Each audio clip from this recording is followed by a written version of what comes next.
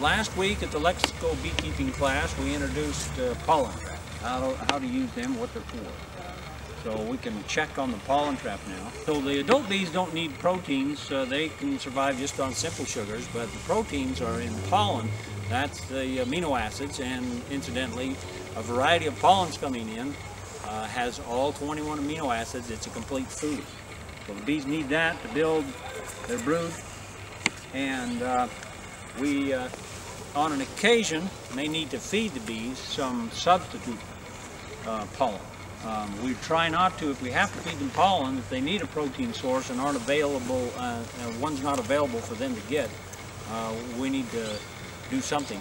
The best would be to trap some pollen that is a complete nutrition and then feed that back to them when they need it. So we've put in place a pollen trap. You'll see the bees coming in to the hive. Percentage of them have pollen on their back legs. Gather around and come around and see this. I want you to see how they bring it in. Then you'll understand the explanation of how a pollen trap works. So as you see, this bee right here has some small pollen grains packed on their back legs. This one does. You see one there? Yeah. It's different colors. Some is yellow, some's red, orange. So when the bees bring in nectar, they pick the nectar up and put it in their crop. When they bring in pollen, they pack it on their back legs. There's a flat spot on their back legs, and they pack it into grains there, and they bring it back to the hive that way. They'll do that same with propolis. So come around to the back here now, and you'll see the results of their pollen gathering in the last few days. This trap is equipped with a removable drawer, and you can see how we've collected the pollen from it. You see all the different colors? Yeah. There's some that's kind of green, brownish, yellow, orange. Those all represent different floral sources for the pollen. And why did it end up in the tray? Yeah. So when the bees enter the hive, they're forced to go through a screen. And that screen is a tight squeeze for them. So when the bee goes through, it knocks the pollen grain off their back legs, and then it falls through another screen that is too small for the bees to retrieve it and lands in this basket. I'm gonna take this pollen trap off right now, and then we'll show you how it works.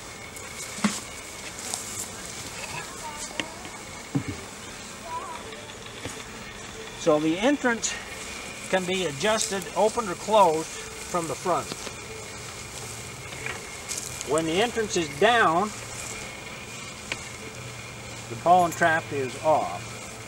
So the bees will come into the hive. You'll see in here, I'll tip this up so you can see.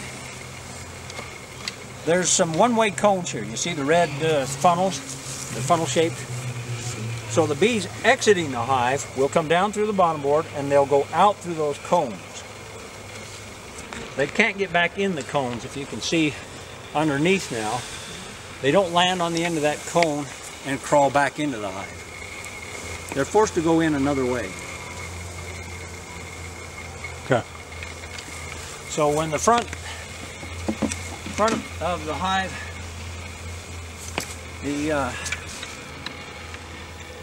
is down, then they can come in here and go directly into the hive. But when this is up, it closes it off, and then they have to go through the screens. Sorry, a bit awkward here, Paul. Let me take this tray out for a second, and maybe we can see where you can see the screens in there. Probably easier to look in from the back. So you'll see this screen right here is where the pollen will drop down through and into the basket. This is a number 8 wire mesh there, so the bees can't go through that.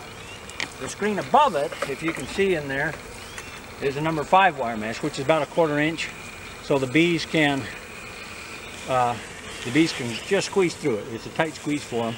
It's less than 1/4 inch, 5 wires per inch, and then it knocks the pollen off, falls through the other screen into the basket. So there's many different kinds of pollen traps. This happens to be a Sundance pollen trap is the brand who makes it. There's some that you can fit not underneath the hive, but just on the entrance and open and close them. So there's a variety of different sized pollen traps, different kinds of pollen traps on the market. Will they still have some pollen on them that'll yeah. Well, yeah, some of it gets through.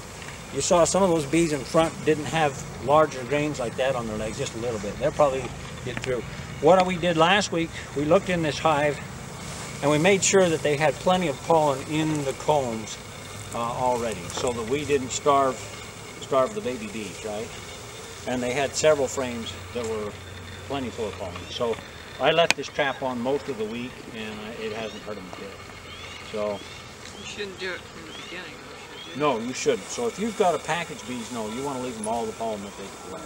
You wouldn't put in a pollen trap until later in the summer. Okay. Yeah. Well, then what do you... For what reason?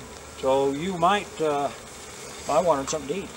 So you can eat that. It's better if it's in bee bread. So here, let me talk about the difference between pollen and bee bread. So this is just raw pollen as it comes from the flower, right? The bees haven't processed this at all. When the bees put pollen into the comb, it's going to start to ferment when they mix it with sugar and they're preparing it for the baby bees. So there's a difference between pollen and bee bread. So bees need bee bread for it to be most nutritious and useful to them, right? So we could save this though if we needed, let's say next year I'm planning on getting some more packages, and I'm planning on it raining for several days right when I'm wanting to throw my packages. I could save this and feed this to the bees. I could put this in the freezer, right? You could eat some of this if you have hay fever. If you have hay fever, you'll want to eat some of this. It'll fix your hay fever. So there's lots of uses for it. It's a complete food. It's all amino acids. We can consume it. It's another product from the bees that we can consume. So. And you just put it in the feeder, or how do you feed it to them? If I were going to feed this to them, I would probably make it into a patty of sorts. Probably mix it with a little bit of sugar, so it's just stuck together a little bit, and then I would just put it on the top bars. Let them chew it down and move it where they want it. So that's how I would feed them this. So you do get an occasional bee's knee in there, bee's wings or something. So you have to. They make machines that you can separate the chaff from the pollen. It blows out anything that's lighter, right? Okay. Questions about pollen trap? You got to have some.